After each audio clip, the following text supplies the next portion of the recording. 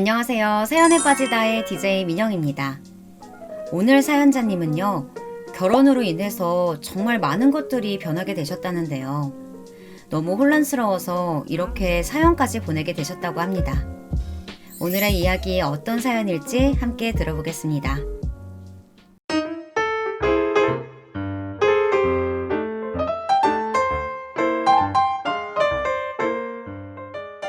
안녕하세요. 저는 30대 중반 여자입니다.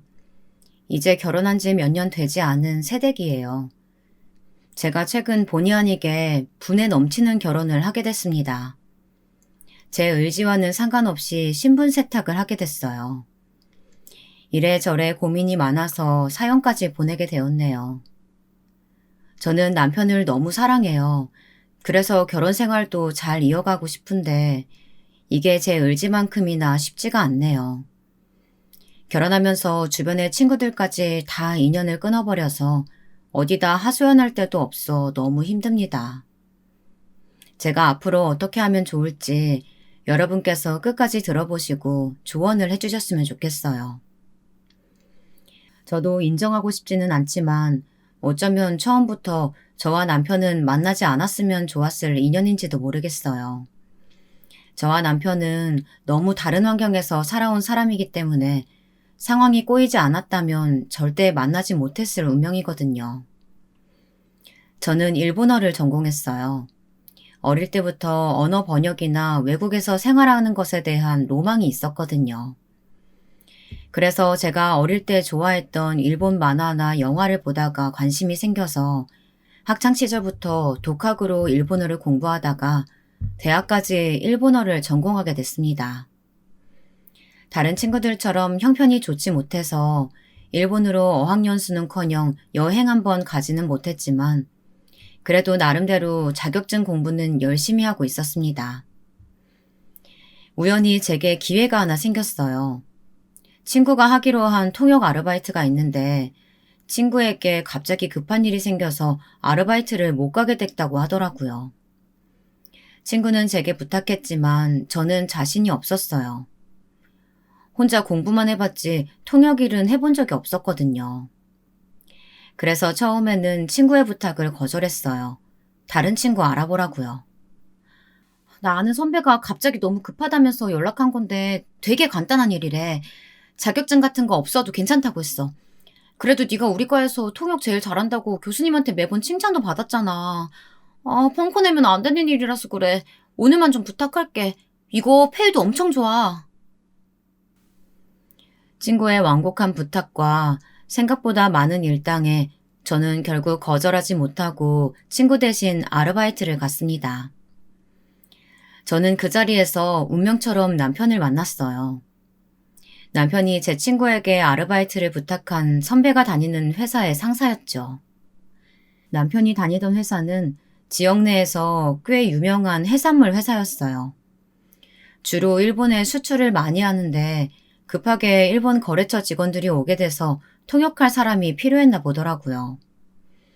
저는 회의실로 들어가기 전 혼자 로비 바닥에 주저앉아 친구가 미리 보내준 해산물 관련 자료들을 반복해서 공부했어요. 우리나라 단어들로도 생소한 용어들이 많았거든요. 그런데 그런 제 모습을 남편이 회의실로 들어가다가 봤나 봐요. 남편에게는 그 모습이 인상적이었답니다. 저는 처음 하는 일이다 보니 긴장을 많이 하고 회의실로 들어갔습니다. 그런데 막상 회의실로 들어가니 제가 생각한 분위기가 아니더라고요.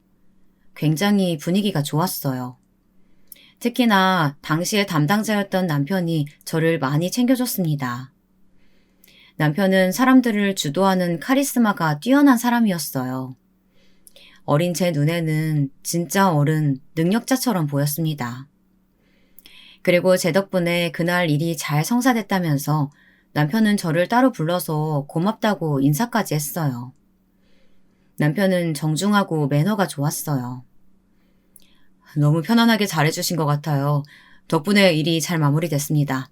앞으로도 잘 부탁해요. 남편도 그날 저의 첫인상이 강하게 남아있답니다. 전혀 긴장한 기색이라고는 없이 자연스럽게 너무 잘해서 대학생일 거라고는 생각도 못했대요. 그렇게 저희는 서로에게 처음부터 끌렸어요. 그러다 그날 이후 남편의 추천으로 통역일을 여러 번 맡아서 하게 되었습니다. 남편이 다니던 회사뿐만이 아니라 주변에 통역이나 번역일이 필요한 곳이면 언제든 제게 소개를 해주었어요. 자주 만나다 보니 저희는 결국 정이 들고 말았습니다. 제가 대학을 졸업하고 자격증을 취득하며 바쁘게 보내는 사이에도 남편은 곁에서 많은 걸 도와줬어요. 취직도 남편 덕분에 했다고 해도 과언이 아니었죠. 당시 남편 덕분에 통번역 아르바이트를 많이 소개받은 덕분에 일본 여행 한번 다녀온 적 없는 제가 자기소개서에 꽤 굵직한 경력들을 적을 수 있었거든요. 그렇게 저는 5년을 넘게 남편과 연애를 했습니다. 그런데 어느 날 드라마 속 한 장면처럼 남자친구의 어머님이라는 분이 저를 찾아왔어요. 바로 지금의 시어머니셨죠. 시어머니는 저에 대해 어떻게 아시는지 회사 앞으로 다짜고짜 찾아와 점심시간에 잠깐 보자고 하셨어요. 저는 너무 갑작스러워서 남자친구에게 연락할 틈도 없이 어머님을 만났습니다. 어머님의 첫인상은 굉장했어요. 환갑을 넘기신 나이에 빨간 정장에 저도 잘 못 신는 빨간 뾰족 구두를 신으셨더라고요. 거기다가 명품 로고가 아주 크게 박힌 명품 가방을 테이블 위에 떡하니 올려주셨더라고요. 그리고 나중에 헤어질 때 보니 커피숍에 들어올 때 봤던 요란한 색의 외제차가 바로 남자친구의 어머니 차였습니다. 우리 아들은 아가씨랑 결혼하고 싶다는데 내가 아가씨에 대해 궁금한 게 많아서 가만히 있을 수가 있어야지. 우리 남편 회사에서 통역 아르바이트를 했다고요?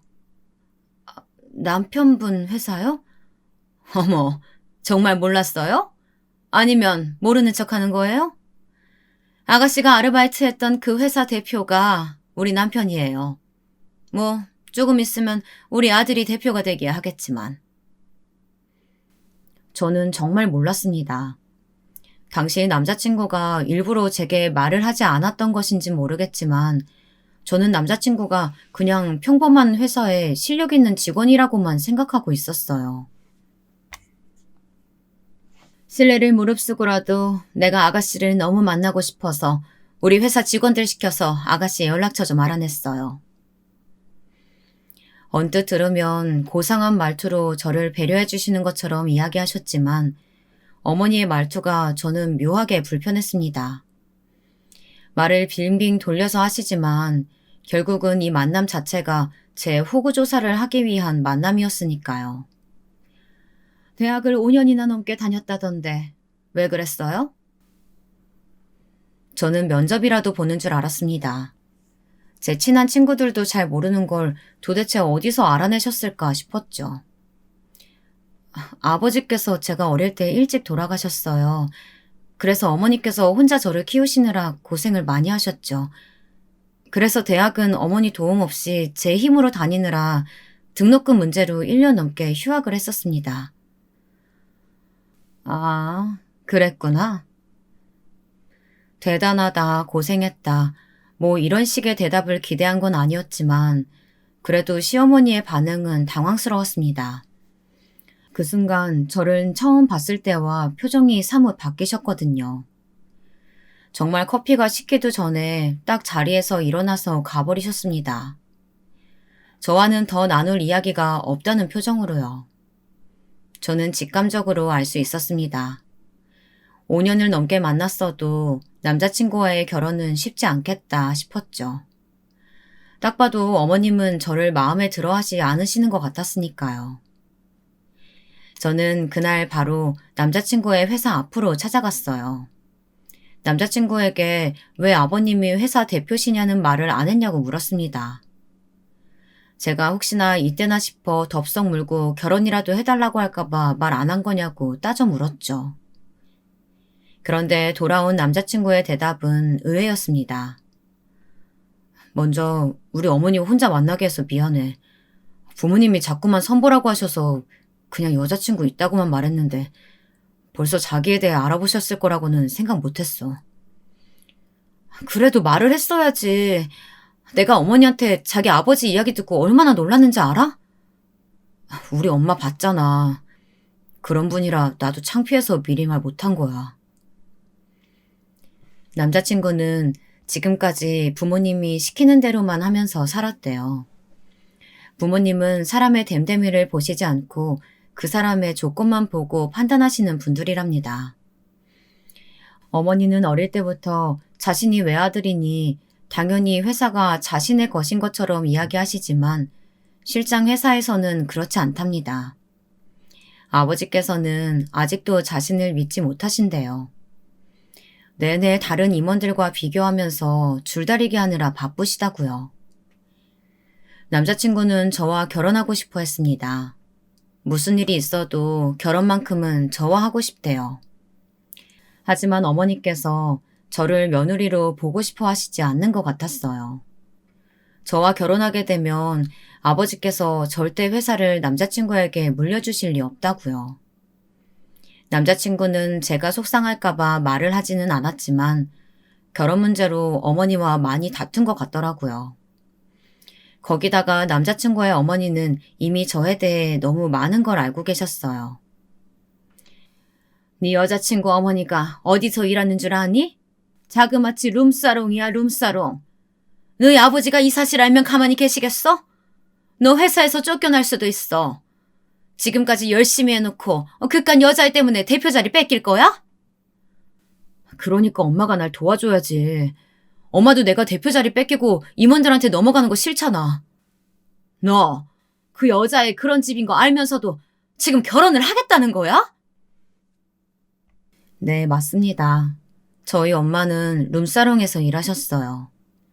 룸사롱이라고 말하면 사람들이 다들 이상하게 생각하지만 엄마는 룸사롱 안에 있는 주방에서 일하셨습니다.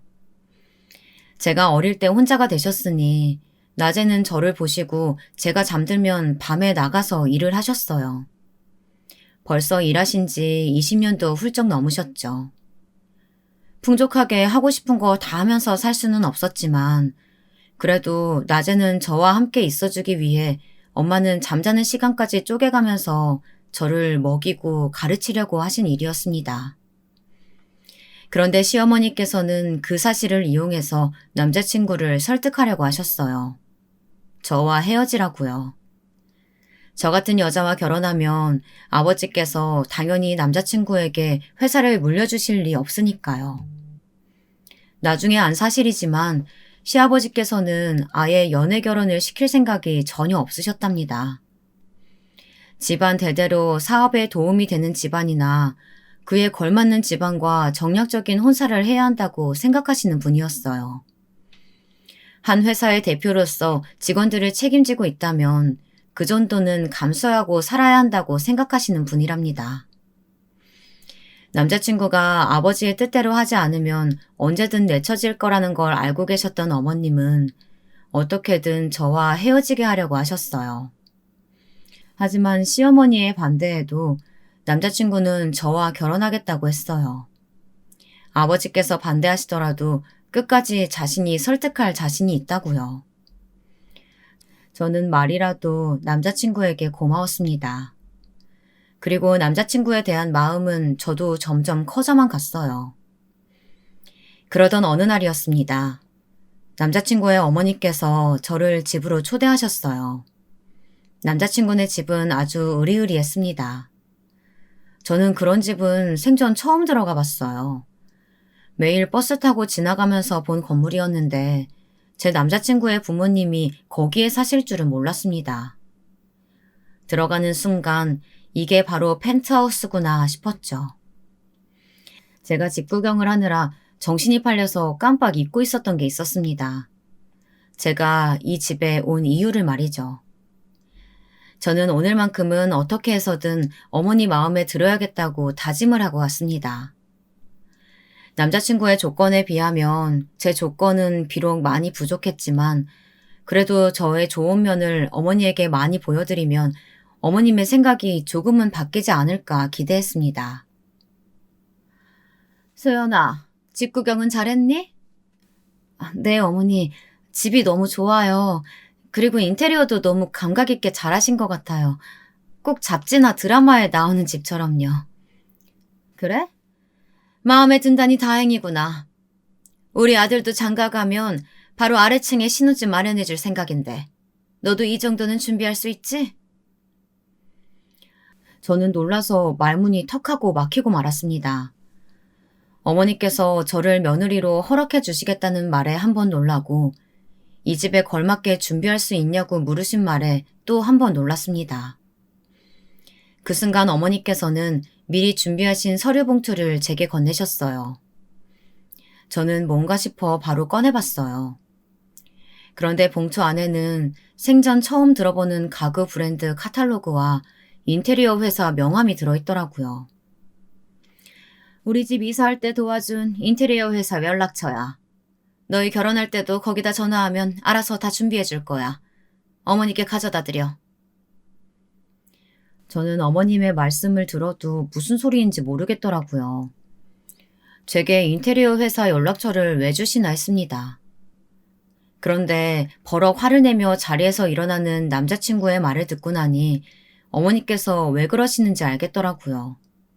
어머니께서는 제게 이 집에 걸맞는 혼수를 준비해오라고 하신 말씀이었어요. 엄마, 지금 그게 무슨 소리야? 나는 소연이 데리고 집으로 오라길래 당연히 결혼 허락해주려고 부른 줄 알았더니 이런 식으로 소연이 곤란하게 해서 내치려고 부른 거였어?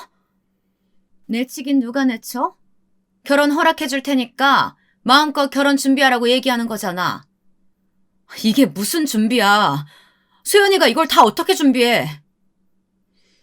내가 마음에 들지도 않는 며느리 억지로 보는 것도 억울한데 뭐든지 다 이해하고 양보해줘야 한다는 거니? 우리도 우리 집안의 수준이라는 게 있어. 쟤도 뭔가 양보하는 게 있어야 할 거 아니야. 결혼까지 허락해주고 이렇게 좋은 집까지 주는데 당연히 그 정도는 해와야지. 그런 억지가 어딨어. 이게 다 아들, 너를 위해서잖아. 너 결혼시켜주려고. 너희 아버지가 아시는 날엔 난리 나는 거야. 절대 너희 결혼 허락할 리 없어. 내가 대충 소연이에 대해서 포장해서 그럴싸하게 아버지한테 말씀드려 줄 테니까 이 정도는 소연이 네가 어머니한테 말해서 준비해. 그래야 나도 결혼 허락해 줄 테니까. 어머니로서는 남편이 쉽게 고집을 꺾지 않을 것 같다고 생각하신 것 같아요. 그래서 어머님은 어떻게든 저를 며느리로 받아들일 준비를 하시는 것 같았습니다. 100번 양보해서요. 그중 어머니께서 절대 양보할 수 없는 부분이 바로 신혼집 혼수 준비였어요. 예비 시아버지에게 저에 대해 보여줄 만한 게 조금이나마 있어야 한다면서요. 저는 혼수만큼은 어떻게든 제 힘으로 하고 싶었어요. 남자친구는 그럴 필요 없다고 자기가 알아서 하겠다고 했지만 제 마지막 자존심이었습니다. 물론 저 때문에 엄마까지 무시당하고 제 모든 인생이 부정당한 것 같아서 속상했습니다. 하지만 제 남자친구도 제게 말하지는 못했지만 결혼을 위해 혼자 감당하고 있는 것들이 분명 있을 거예요. 그래서 저도 이만큼은 스스로 짊어져야 한다고 생각했습니다. 그날 이후 저는 바빠졌습니다. 신혼집 시공을 위해 은행 여기저기 대출을 알아보러 다녔거든요. 제가 정신없던 사이 시어머니는 다른 일로 바쁘셨더라고요. 상견례를 몇 주 남기지 않은 어느 날 시어머니께서 점심시간에 회사로 찾아오셨어요. 그리고는 또 서류 봉투를 건네셨죠. 앞으로는 이게 네 이름이고 이게 네 경력이야. 너희 어머니 이름이랑 주소도 있으니까 상견례 날까지 잘 외워와. 어머니께도 잘 말씀드리고. 제가 처음 말씀드린 대로 시어머니께서는 저와 상의도 하지 않으시고 마음대로 제 신분 세탁에 들어가셨더라고요. 이미 시아버지께는 저를 일본에서 공부하다 온 유학파로 소개하신 상태였죠. 심지어 제 어머니께서는 저와 함께 일본으로 넘어가셨다가 지금은 작은 숙박업을 운영 중이신 걸로 이야기를 해두셨다네요. 이 정도로도 우리 남편은 마음에 안 들어하는 눈치였어. 그러니까 상견례 날 너랑 어머니가 잘해야 돼. 절대 티 안 나게. 어머니, 아무리 그래도 이건 아버님을 속이는 거잖아요. 그리고 저희 어머니까지 거짓말을 시키라는 거예요? 당연하지. 너는 그럼 우리가 룸사롱에서 과일이나 자르는 여자랑 사돈이라도 맺을 줄 알았니? 너도 내 며느리감으로는 턱도 없지만 내 아들이 좋다니까 이렇게라도 포장해서 받아주겠다는 건데 너는 그 정도도 못하니? 안 되겠어요. 저는 이렇게는 절대 결혼 못해요. 저는 순간 이건 아니다 싶었습니다. 남자친구가 아무리 좋아도 엄마보다는 아니었어요. 제가 결혼하겠다고 엄마한테 이런 말도 안 되는 연극을 시킬 수는 없었습니다. 그리고 남자친구도 아버지까지 속이며 이런 결혼을 하고 싶을 리 없었어요. 너 미쳤니? 내가 이렇게까지 했는데 결혼을 안 한다니? 잔말 말고 너는 내가 시키는 대로 해. 너도 지금까지 혼자 아등바등 사느라 지질이 고생만 했을 거 아니야. 우리 집에 시집 오면 그날부터 사모님 소리 들으면서 편하게 살 수 있는데 뭘 자꾸 튕겨. 너도 너희 엄마처럼 그렇게 평생 힘들게만 살 거야? 너라도 똑똑하게 굴어야지. 순간 시어머니의 말을 듣는 순간 저는 너무 서글퍼졌어요. 저라고 제 사정에 대해 모르는 게 아니었습니다. 어릴 때부터 아주 잘 알고 있었어요. 매일 아빠 없는 애라고 놀림당하며 자랐고 학창시절에는 급식비며 소풍비 한 번 제때 내본 적이 없었습니다. 매일 새벽에나 퇴근해서 돌아오시는 어머니의 잠든 얼굴을 보면서 저는 돈이 필요하다는 이야기를 마음속으로 매번 꾹 삼켰어요. 그리고는 그냥 학교에 가서 선생님께 혼났습니다. 학교를 하고 집에 돌아오는 길에 종종 서러워서 울기도 했지만 애써 엄마 앞에서는 항상 괜찮은 척 했어요. 그 어린 나이에도 말이죠. 그러다 제가 대학교에 합격했을 때 제 합격 사실에도 기뻐하지 않으시며 곤란해하시던 엄마의 얼굴을 보고야 그제야 저는 알았어요. 내가 엄마의 짐이구나. 더는 엄마의 짐이 되어서는 안 되겠구나. 저는 그 길로 독립해서 집을 나왔습니다. 엄마에게 서운해서도 원망스러워서도 아니었어요. 그냥 엄마가 불쌍했습니다. 하나밖에 없는 딸이 서울에 있는 4년대 대학까지 합격했는데 고작 돈 때문에 마음껏 축하해줄 수 없는 부모의 마음이 어떨까 싶어서요. 그렇게 살아온 저를, 그렇게 살아오신 엄마를 시어머니는 한순간에 짓밟으셨어요. 우리가 아무것도 아닌 것처럼 취급하셨죠. 네, 저는 그냥 평생 이렇게 살 거예요. 전혀 불편하지도 부끄럽지도 않아요. 그러니까 저는 결혼 안 해요. 어머머, 얘 좀 봐. 너 분명 후회할 거야. 저는 제게 소리를 지르시는 남자친구의 어머님을 뒤로하고 돌아보지도 않은 채 제가 먼저 커피숍을 나왔습니다. 그리고는 남자친구를 찾아가 저는 결혼하지 않겠다고 말했어요. 헤어지자고요. 남자친구는 계속 기다려달라고 매달렸지만 저는 그 애절한 손을 뿌리치고 집으로 돌아왔습니다. 저는 하루 종일 먹지도 자지도 않고 울었어요. 하지만 분명 이게 맞는 선택이었어요. 애초에 분수에도 맞지 않는 자리에 제가 시집 가봐야 앞으로 더 불행해질 게 뻔했으니까요. 저는 며칠 동안 매일 걸려오는 남자친구의 전화를 받지 않았습니다. 집 앞에 찾아온 남자친구도 만나주지 않았어요. 시간이 며칠 흘렀습니다. 원래대로라면 저와 남자친구의 상견례 날이었을 그날이 됐어요. 그런데 예상치도 못했던 일이 벌어졌습니다. 저희 엄마가 새벽녘에 한껏 차려입으시고 서울에 올라오셨더라고요. 저는 놀라서 엄마가 무슨 일로 서울에 올라왔냐고 물었습니다. 무슨 일은 무슨 일이야. 너 상견례 날이니까 당연히 엄마가 올라왔지. 어때? 일본에서 숙박업하는 사장님 같아 보여? 저는 너무 놀라고 기가 막혀서 뒤로 넘어갈 뻔했습니다. 엄마가 그 일을 어떻게 알고 있나 해서요. 그런데 알고 보니 남자친구의 어머니께서 저희 엄마를 찾아가신 거였어요. 남자친구와 저와 헤어지고 난 뒤 울고불고 어머니에게 난리를 쳤나 보더라고요. 어머니 때문에 제가 헤어지자고 한 거라면서요. 어머니는 제 앞에서는 그렇게 못되게 굴고 두고 보자고 하셨으면서 정작 아들이라면 꼼짝도 못 하시는 분이었습니다. 너 시어머니 되실 분이 가게 앞까지 찾아왔더라. 내가 얼마나 송구스러운지 너는 미리 말이라도 해주지 그랬어. 네가 부잣집에 시집 간다는데 엄마가 이렇게 거짓말 하나 못 해주겠니? 엄마는 네가 좋은 집에 시집만 갈 수 있다면 상견례 날 아예 오지 말라고 해도 안 갈 거야. 엄마는 다 괜찮아. 엄마, 무슨 그런 말을 해. 나 시집 안 가. 그런 이상한 집에 절대 시집 안 갈 거니까 걱정하지 마. 얘가 바보같이 무슨 소리야. 그 집 아들이 너랑 결혼 안 시켜주면 죽겠다고 난리란다. 회사고 뭐고 다 필요 없다고. 네가 뭘 걱정하는지 엄마도 아는데 우리한테 이런 기회가 또 어디 있겠어. 엄만 너 어떻게 해서든 그 집에 시집 보내고 싶어. 엄마는 제가 생각한 것과는 전혀 다르게 반응하셨어요.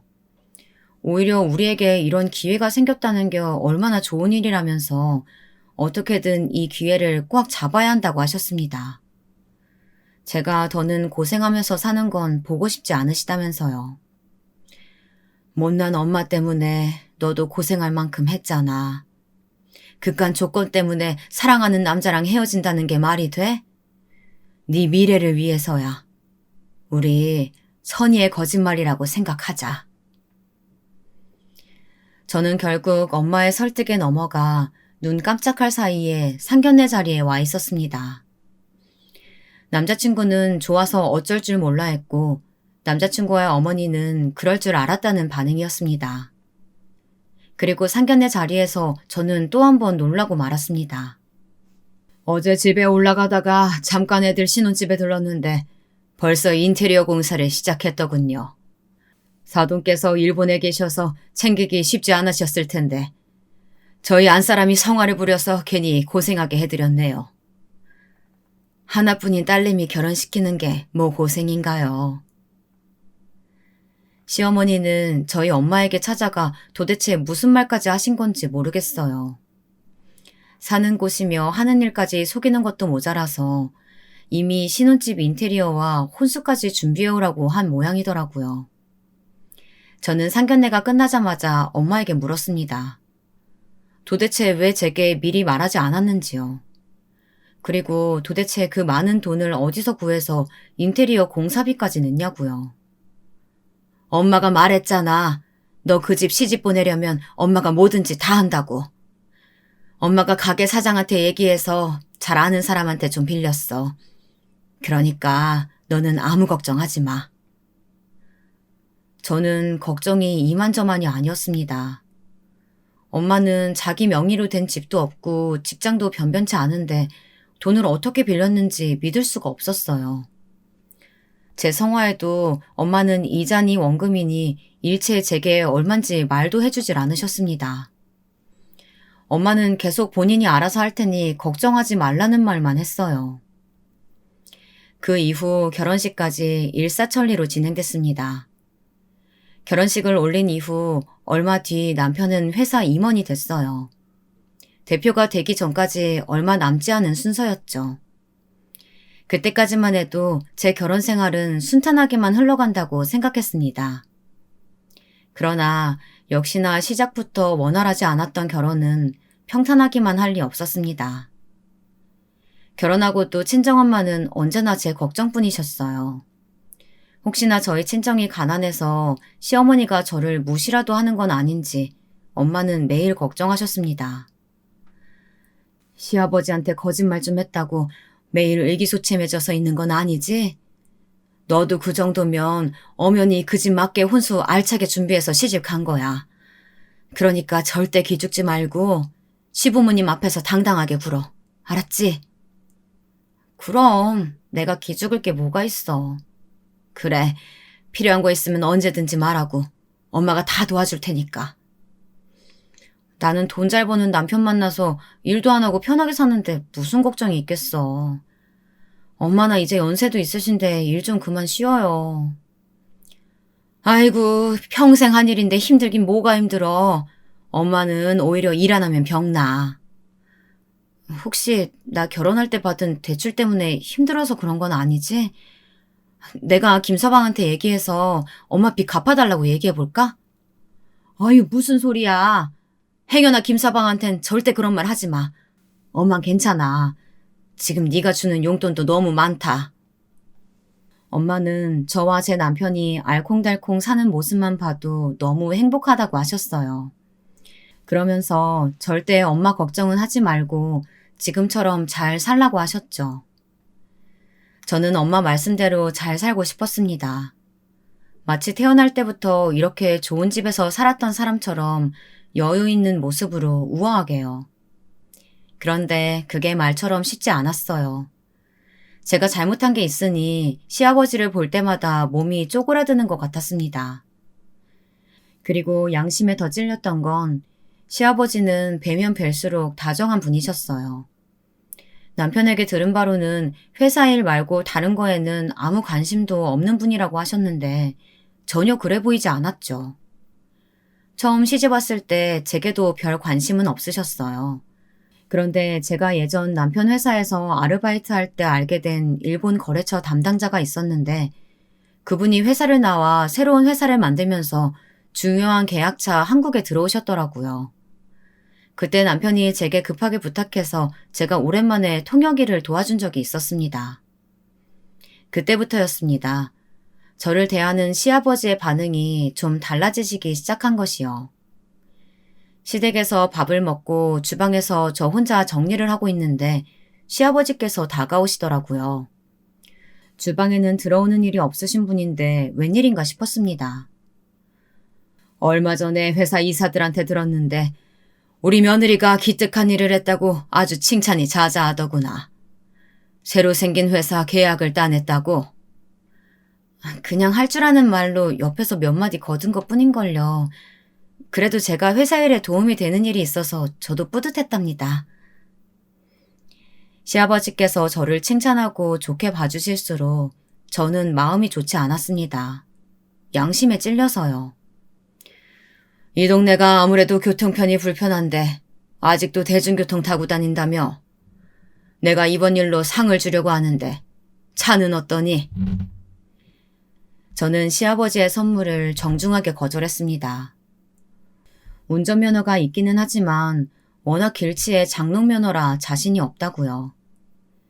시아버지는 그럼 다른 거라도 원하는 게 있으면 언제든지 이야기하라고 하셨어요. 한 가지는 꼭 들어주시겠다고요. 저는 시아버지에게 아무것도 받을 수가 없었습니다. 신랑에게 생활비를 받을 때도 죄책감이 들었는데 차까지 받으면 저는 그대로 거짓말을 하고 남편에게 빨대 꽂는 꽃뱀이 되는 거라고 생각했어요. 시아버지를 뵐 때마다 마음 졸이며 사는 것도 힘들었는데요. 시어머니도 역시나 보통은 아닌 분이셨습니다. 어느 날 제가 잠깐 외출을 했다가 집에 들어왔는데 시어머니께서 저희 집에 와 계시더라고요.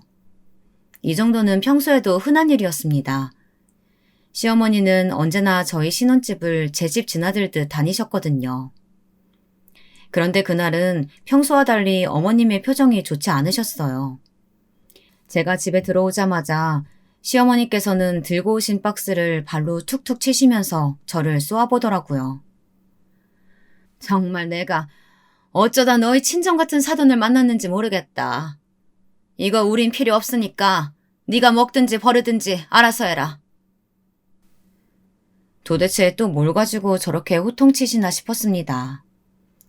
저는 시어머니께서 발로 차신 박스를 확인했어요.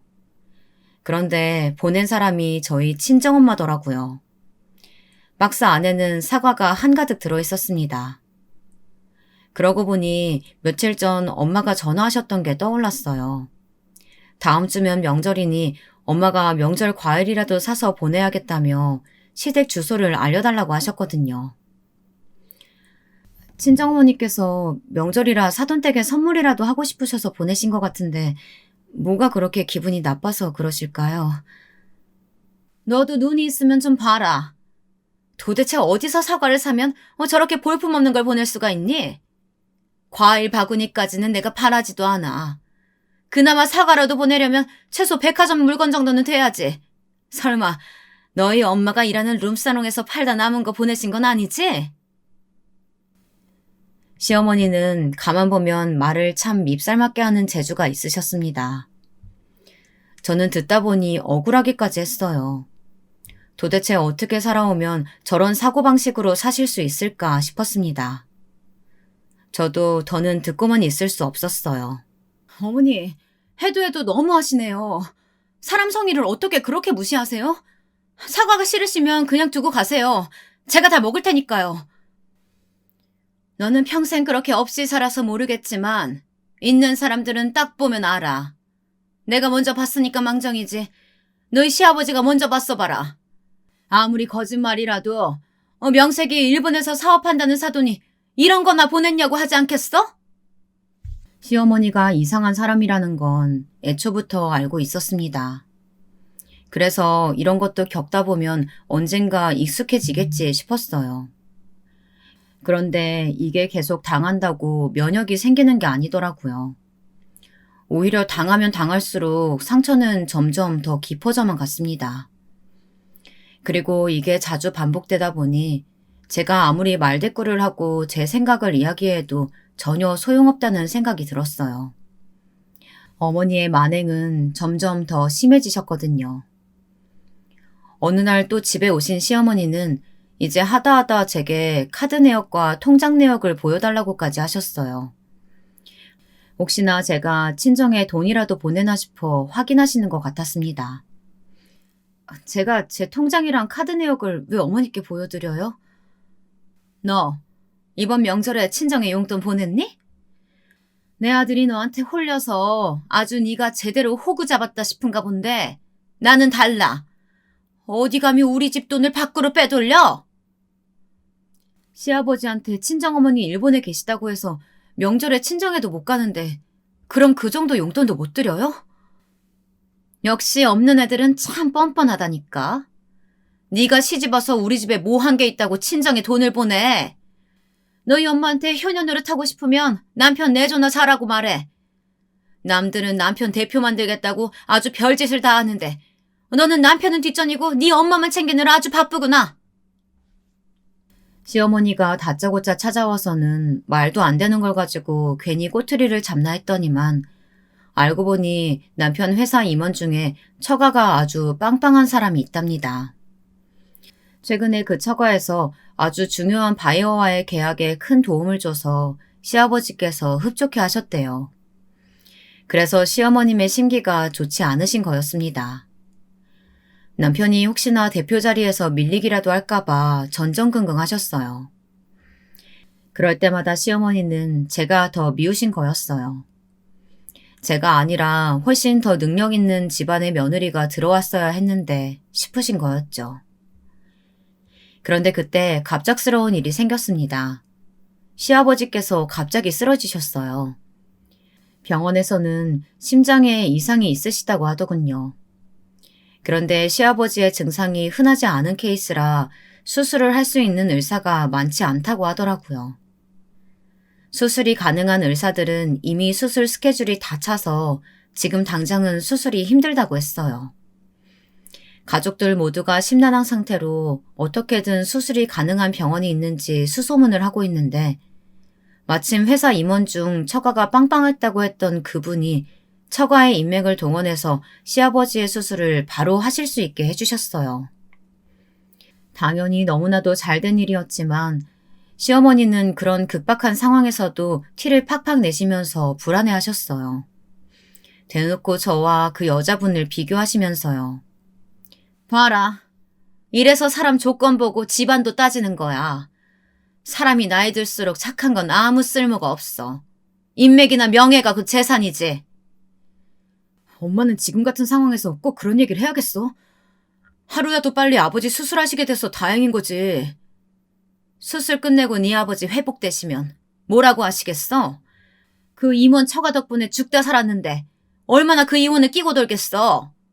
그러다가 그 임원한테 대표 자리라도 준다고 하면 너 어쩔래? 엄마, 제발 그만해. 대표 자리, 나 더는 욕심 없어. 아버지가 주고 싶은 사람한테 주겠지. 남편은 제 눈치를 보느라 상관없다고 했겠지만 지금까지 고생해온 게 있는데 절대 아무렇지 않을 리가 없었습니다. 저는 저도 모르게 의기소침해졌습니다. 시어머니의 말이 다 맞는다고 생각하지는 않았지만 정말 제가 많이 모자라서 남편이 시아버지에게 인정받지 못하는 건가 싶었어요. 그때 이후부터였습니다. 저도 자꾸만 시댁 눈치를 보게 되더라고요. 원래도 돈을 많이 쓰지 않고 외출도 많이 하지는 않았지만 전보다 더 돈도 못 쓰고 외출도 안 하게 되더라고요. 그리고 정말 제가 부족해서 남편이 대표 자리에 못 앉게 되기라도 하면 어쩌지 하는 바보 같은 마음이 들기까지 했습니다. 자격지심이라는 게 이런 거였더라고요. 거기다 제가 정말 못난 게 저도 모르게 엄마를 거기다가 제가 정말 못난 게 저도 모르게 엄마까지 원망하게 되더라고요.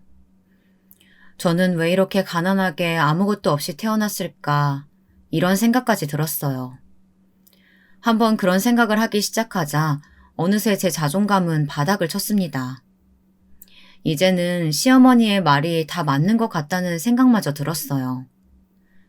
제가 최근에 우울하고 컨디션이 안 좋았던 게 이유가 있었더라고요. 제가 임신을 했습니다.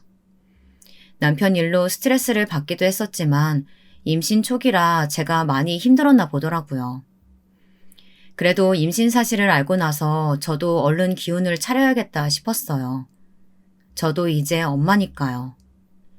저도 저희 친정엄마처럼 제 아이에게 씩씩하고 좋은 엄마가 되어주고 싶어서요. 그런데 산부인과에서 안 좋은 이야기를 들었어요. 제가 자궁이 약해서 유산기가 있으니 최대한 안정을 취하는 게 중요하다고 하더라고요. 저는 병원에서 그런 이야기까지 듣고 나니 엄마가 더 보고 싶고 그리웠습니다. 엄마가 해주시던 음식들이 너무 먹고 싶었어요. 그 이야기를 남편에게 했더니 남편은 그 다음날 바로 저를 친정에 데려다 주었어요. 장모님 댁에서 며칠 푹 쉬다 오라면서요. 엄마는 제 임신 소식에 너무 기뻐하셨습니다. 저는 일부러 엄마에게 유산기가 있다는 말은 하지 않았어요. 괜한 걱정을 끼치고 싶지는 않아서요. 엄마는 밤에 일하러 가셔야 하는데도 저를 위해 맛있는 음식을 해주셨어요. 제가 어릴 때 자주 해주시던 음식들로 상다리가 휘어지게 차려주셨죠. 그런데 제가 친정에 오니 마음이 편해서 잊고 있었던 게 있었습니다. 바로 시어머니였죠. 제가 친정에 온 지 단 하루 만에 시어머니께서 저를 데리러 오셨어요. 저희 친정까지 말이죠. 너는 몸도 성치 않은 애가 먹고 싶은 게 있으면 나한테 말하면 되지. 서울에 없는 게 뭐가 있다고 이 멀리까지 오고 그러니? 사돈, 서울에 아무리 맛있는 게 많아도 친정엄마 음식만 하겠어요. 사돈도 여기까지 오셨으니까 한 끼 드시고 가세요. 저는 시어머니가 또 무슨 소리를 할까 싶어 이제는 무섭기까지 했습니다. 제게 하듯이 저희 친정엄마에게까지 아무 말이나 막 해댈까 싶어서요. 그런데 웬일로 시어머니는 대충 말을 돌리더라고요. 아니에요, 사돈. 서울에 일이 있어서 바로 올라가 봐야 돼요. 식사는 다음에 하죠. 애미야, 그만 올라가게 짐 가지고 나와라. 저는 서울에 올라가고 싶지 않았습니다. 며칠 더 엄마와 있고 싶었죠. 하지만 엄마도 시어머니가 여기까지 데리러 왔으니 이번엔 같이 올라가라고 하셨습니다. 얼마나 급하면 여기까지 데리러 왔겠냐면서요. 그리고 다음번에는 엄마가 서울로 올라오시겠다고 했어요. 맛있는 거 많이 싸갈 테니 아쉬워도 몸조리 잘하고 있으라고요. 저는 어쩔 수 없이 시어머니 차에 올라탔습니다. 그날 서울로 올라오자마자 시어머니는 제게 난리를 치셨어요. 너는 애가 도대체 생각이 있니 없니? 몸도 허약해서 유산기까지 있다는 애가 나한테 허락도 없이 그런 보잘것도 없는 집에 가서 자고 말도 안 되는 싸구려 음식이나 먹고 있었던 거야?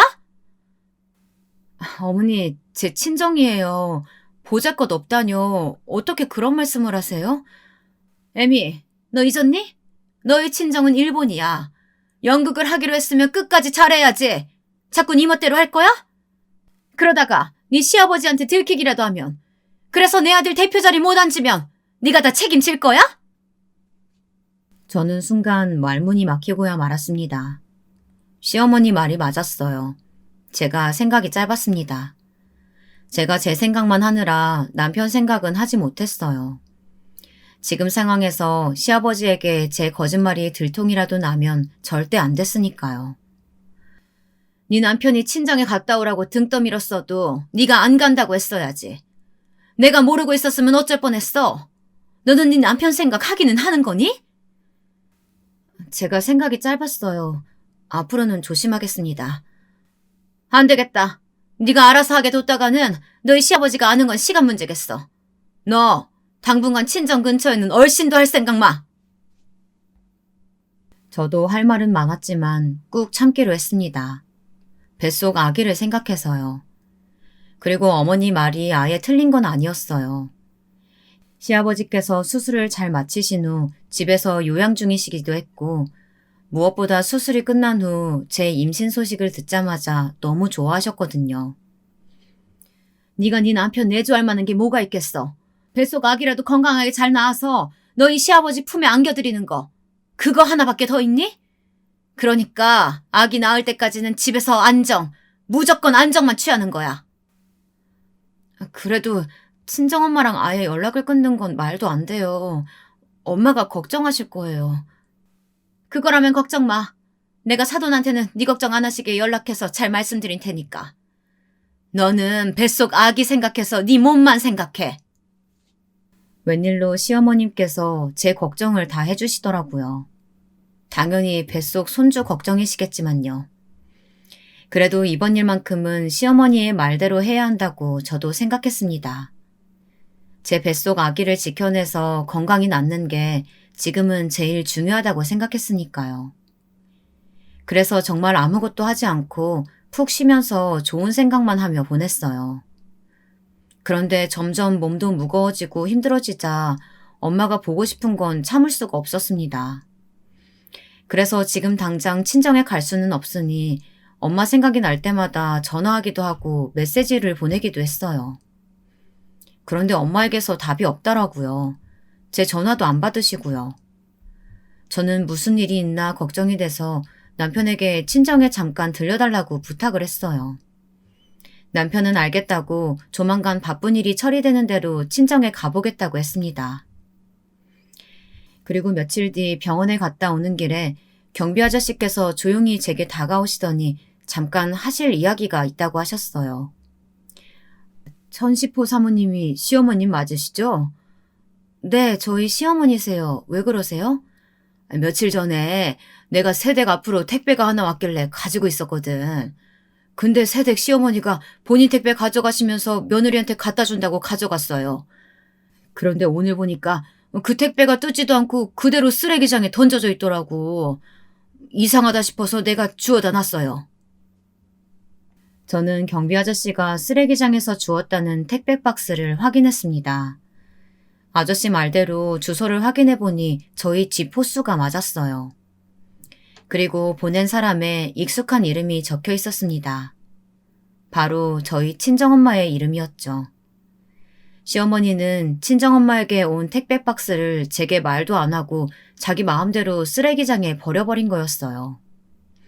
저는 너무 화가 나서 박스를 든 채 바로 시어머니 댁으로 갔습니다. 그리고 시어머니에게 따져 물었어요. 왜 어머니 마음대로 제 택배 박스를 쓰레기장에 버리셨는지를요. 그런데 시어머니는 오히려 적반하장으로 나오셨어요. 너희 친정엄마가 보내봐야 뭘 보냈겠니? 당연히 필요도 없는 물건 보냈을 것 같아서 내가 알아서 처리한 거지. 그게 말이 돼요? 안 그래도 엄마랑 연락 안 돼서 걱정하고 있었는데 어머니 마음대로 제 물건을 함부로 버리시면 어떡해 해요. 바쁘면 연락 안 될 수도 있지. 뭘 그렇게 걱정하고 그래. 어디 한번 같이 보자. 너희 대단하신 어머니께서 뭘 보내셨는지. 어머니는 연신 궁시렁거리시면서 박스를 여셨어요. 그런데 순간 믿을 수 없는 일이 벌어졌습니다. 시어머님께서는 갑자기 깨악 비명을 지르시더니 그대로 뒤로 쓰러져 버리셨어요. 박스 안을 보고는 저도 놀라서 바닥에 주저앉아 버렸습니다. 피로 쓴 듯한 혈서가 들어있었거든요. 저는 곧바로 구급차를 불러 어머니를 병원에 모시고 갔습니다. 그런데 병원에 가면서 박스 안에 들어있던 혈서를 보고 나자 그제야 무슨 일인지 알겠더라고요. 이게 다 저희 시어머니 때문이었어요. 돈 좀 있다고 감히 당신이 나랑 내 딸 사이 갈라놓으려고 해? 거기다가 뭐? 내 딸이 나처럼 가난한 엄마와는 만나고 싶지 않아 한다고? 나는 당신 말 못 믿어. 도대체 당신 내 딸한테 무슨 짓 하고 있는 거야? 제발 내 딸 안부라도 알려줘. 시어머니는 제게는 저희 친정엄마가 제 걱정 안 하도록 연락을 해주신다고 해놓고는 저희 친정엄마에게는 제가 엄마와 인연을 끊고 싶어 한다고 거짓말을 했더군요. 거기다가 저나 남편이 엄마한테 전화할 게 뻔하니 어느새 제 휴대폰과 남편 휴대폰에 엄마 번호를 스팸 신고까지 해뒀더라고요. 아주 철두철미하게 말이죠. 그래서 엄마와 연락이 닿지 않은 거였어요. 친정엄마는 저와 연락이 되지 않으니 제가 걱정돼서 계속 시어머니와 남편에게 연락했는데 연결이 안 됐던 거예요.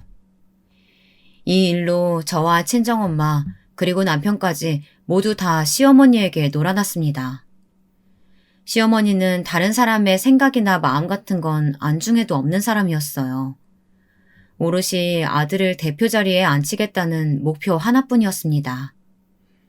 당사자인 아들의 마음조차 상관없이 말이죠. 이렇게 된 이상 더는 이대로 두고 볼 수만은 없었어요. 저와 남편은 모든 진실을 밝히기로 했습니다. 그 길로 저와 남편은 집에서 요양 중이신 시아버지를 찾아갔습니다. 그리고 모두 다 사실대로 말했어요.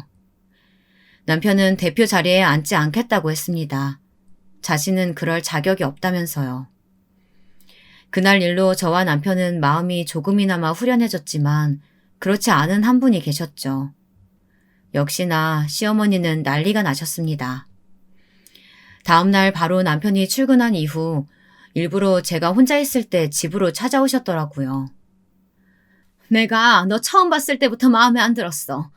네가 내 아들 인생 망칠 줄 알았다니까? 나는 너 절대 내 며느리로 인정할 수 없다. 지금 당장 짐 싸서 나가. 거지 같은 너희 엄마한테나 가버리라고. 당신 지금 몰상식하게 며느리한테 뭐 하는 거야? 그때였습니다.